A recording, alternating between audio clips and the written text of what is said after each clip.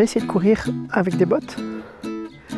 T'as déjà essayé de courir avec des bottes pendant 5 jours? Et t'as déjà essayé de courir avec des bottes pendant 5 jours et parcouru 875 km? C'est pourtant ce qu'a fait Cliff Young, et il avait 61 ans. On respire un bon coup et on regarde ça ensemble.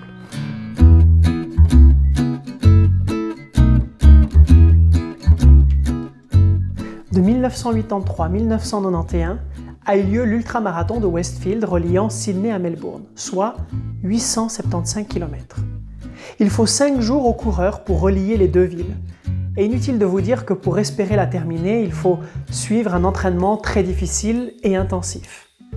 D'ailleurs, tous les participants sont généralement des athlètes de haut niveau, âgés de moins de 30 ans. Et lors de la toute première édition, en 1983, alors que tous les athlètes sont sur la ligne de départ, débarque Cliff Young avec des bottes à ses pieds. Et quand ce fermier de 61 ans arrive avec ses bottes, avec sa salopette de travail et en ayant enlevé son dentier, tout le monde le prend pour un illuminé. Tout le monde essaye de le dissuader d'entreprendre une telle course et les journaux se sont vite empressés de se moquer de lui dans leurs reportages. Mais il est confiant en ses capacités et Cliff reste déterminé et démarre la course avec les autres coureurs. Il court lentement, très lentement, et va être très vite distancé par les autres participants. Tout le monde, bien sûr, craignait pour sa santé, parce que pour finir en 5 jours, il est nécessaire de courir non-stop pendant 18 heures et de pouvoir dormir les 6 heures qui restent. Sauf que ça, personne ne l'avait expliqué à Cliff. Et au lever du 2e jour, tout le monde se rend compte que non seulement Cliff était toujours dans la course, mais qu'en plus, il avait couru toute la nuit sans dormir. Et il était en tête de la course. Il était déterminé à finir cette course sans dormir du tout. Et ainsi, chaque nuit, il continuait de courir, ce qui lui permit le dernier jour de gagner la course avec 10 heures d'avance sur ses concurrents, face à tous ces athlètes surentraînés et fatigués à l'extrême. D'ailleurs, ils n'ont été que 6 à terminer la course ce jour-là. Lorsqu'il reçut le prix de 10 000 $ australiens, Cliff a déclaré qu'il ne savait pas qu'il y avait un prix et qu'il se sentait mal de l'accepter car chacun des 5 autres coureurs qui ont terminé avait travaillé aussi dur que lui. Il a donc partagé l'argent à part égale entre eux, sans rien garder pour lui. Alors forcément, tout le monde lui a demandé comment il a pu réaliser un tel exploit en bottes à 61 ans. Et il expliqua aux journaux qu'il avait grandi dans une ferme qui n'avait ni tracteur ni chevaux, que depuis sa plus tendre enfance, quelle que soit la météo, il marchait et courait pour rassembler ses 2000 moutons sur 809 hectares et que souvent il devait courir pendant 2-3 jours sans s'arrêter.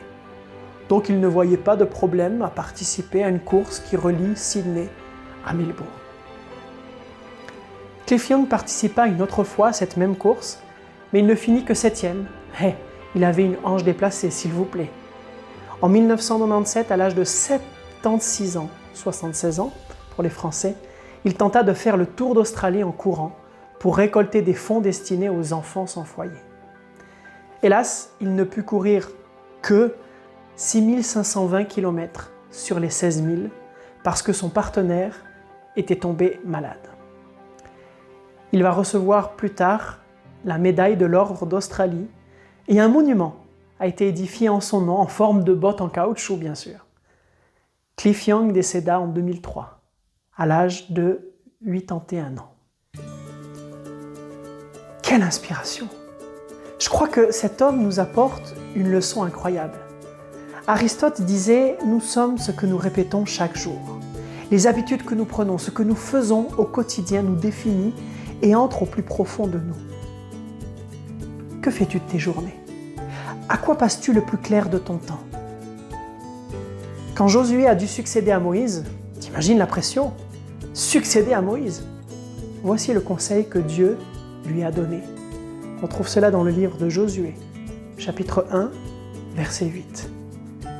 Que ce livre de l'enseignement ne s'éloigne pas de toi. Médite-le jour et nuit. de façon à observer tout ce qui est écrit. Alors tu mèneras à bien tes projets et tu réussiras.